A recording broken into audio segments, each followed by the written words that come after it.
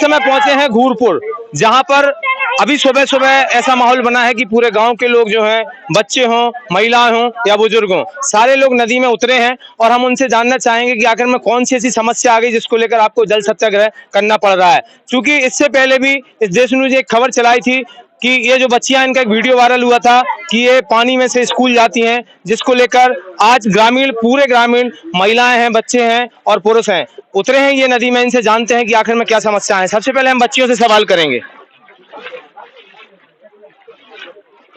क्या समस्या है बेटा, आज आपको यहाँ आना पड़ा? हमारी नदी की समस्या है। हम स्कूल जाते हैं तो बहुत प्रॉब्लम होती है।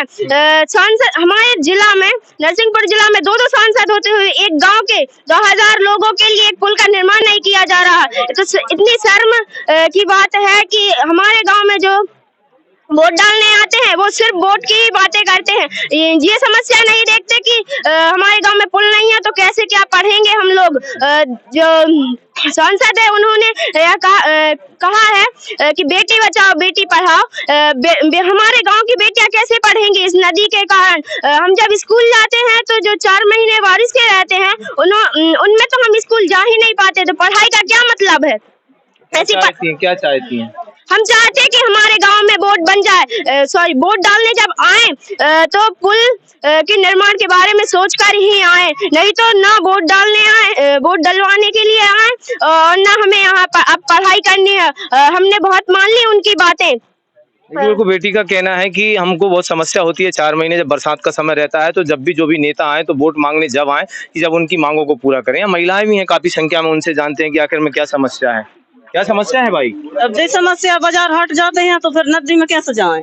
अच्छा, हाँ। तो आपके लिए कोई रोड नहीं है? कहाँ है रोड? नहीं है, कहीं से कोई संपर्क नहीं है? संपर्क कहीं नहीं है, तो परेशानी होती है। और जब दुख रात होगा तो वहाँ में नहीं जा पाते। अच्छा, हाँ।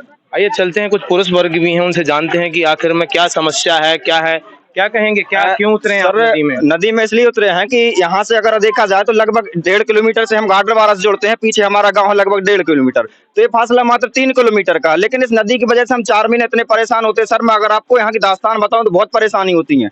पिछले साल एक बुजुर्ग था सर, बहुत बीमार हो गए थे, ऐसे नहीं ज्यादा उम्र नहीं थी इनकी, लेकिन बीमार हो गए, हम ट्रैक्टर पे ले गए, अस्पताल नहीं पहुंच पाए, दम तोड़ दिया उन्होंने। एक बुजुर्ग सर अब कहते हैं कि नदी में बह गए, तो वो उस पार दिघौरी के उस पार है, एक डॉक्टर है, तो बेचारे गरीबों का इलाज करते 10-50 रुपया में, तो करवाने गए तो नदी में बह गए सर, सगम तन उनकी लाश मिली हमको। बच्चियां जाती हैं सर स्कूल, तो कभी इनका बस्ता बह जाता है, किसी का जूता बह जाता है, तो कोई बच्चियों का, इनके माँ बाप जो है सर दिहाड़ी मजदूरी करते हैं, 200-300 रुपये दिन से जाते हैं, लेकिन उनका पूरा दिन इन्हें पढ़ाने में खर्च हो जाता है। सुबह आते हैं छोड़ने के लिए, शाम के फिर लेने के लिए आते हैं। तो सर यहाँ से विकास कैसा हो। हमने सर चंदा से जैसे तैसे यहाँ से रास्ता बनाई सर, उसमें भी इतनी परेशानी होती है, यहाँ से घेर के जाओ सर, 17 किलोमीटर का राउंड लगता है सर हमारे यहाँ से।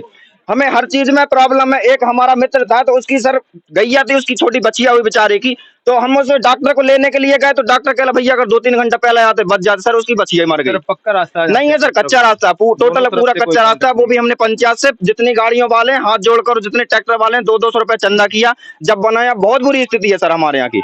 आप देख लो, अगर कोई प्रेग्नेंट महिला है तो सर उसकी क्या स्थिति होती होगी सर, जिसकी कहते पाँव की फटी ना बीमारी, पीर पराई क्या जाने सर, जो नेता यहाँ देखते ही नहीं है। जिसने सोने की चम्मच से खाना खाया, चांदी की थाली में खाया, उसको यहाँ की क्या स्थिति पता, हम किस तरह से भोग रहे हैं।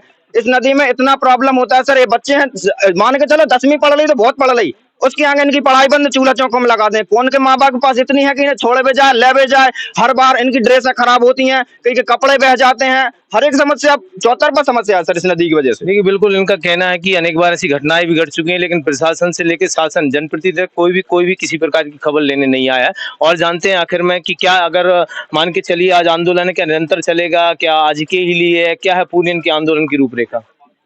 आज हमारे गांव से सभी लोग हम एकत्रित हुए हैं।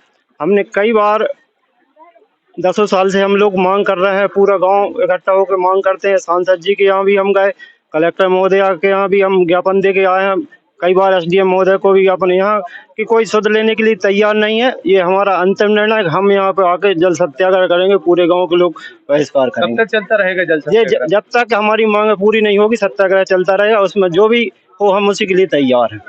कहते हैं कि जब तक मांगे पूरी नहीं होगी जल सत्याग्रह चलता रहेगा। कुछ बुजुर्ग भी हैं गांव से, उनसे जानते हैं, क्योंकि उन्होंने पहले से देखा है कि कब से ये समस्याएं बढ़ रही हैं। क्या कहेंगे वो, क्या कहेंगे दादाजी, कब से जिंदगी जो काम देखा था मैंने। अच्छा, कितनी सालों से ये व्यवस्था? हमारी उम्र हो गई पूरी। तो मांग कब से कर रहे हैं आप? रेगुलर जब मांग कर रहे हैं हम सब ने, अभी तक कुछ कोई सुनाई नहीं हुआ। खबर जाओ तो जयराम जी की। अच्छा, हाँ, इस बार क्या करेंगे आप अगर नहीं जो जो करेंगे? भैया जो बन जाए तो वोट मिल जाए, कोई बात ही नहीं है। फिर जेब तो कर रहे हैं यहाँ। वास्तव में काफी समस्या है, बड़ी समस्या है। बुजुर्गों का, बच्चों का, बच्चियों का, यहाँ के युवाओं का कहना है कि अगर जब तक हमारी मांगे पूरी नहीं होंगी, जब तक हम जल सत्याग्रह करते रहेंगे। हरिंद्र कौरव, देश न्यूज, गाडरवारा।